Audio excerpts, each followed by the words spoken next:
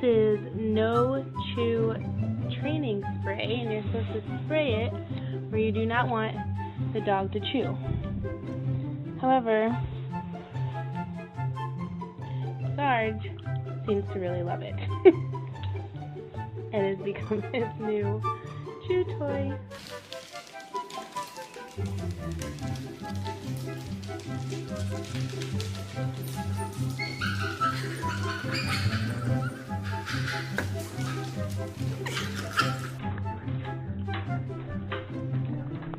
Oh, that's perfect. Thank you. That is good.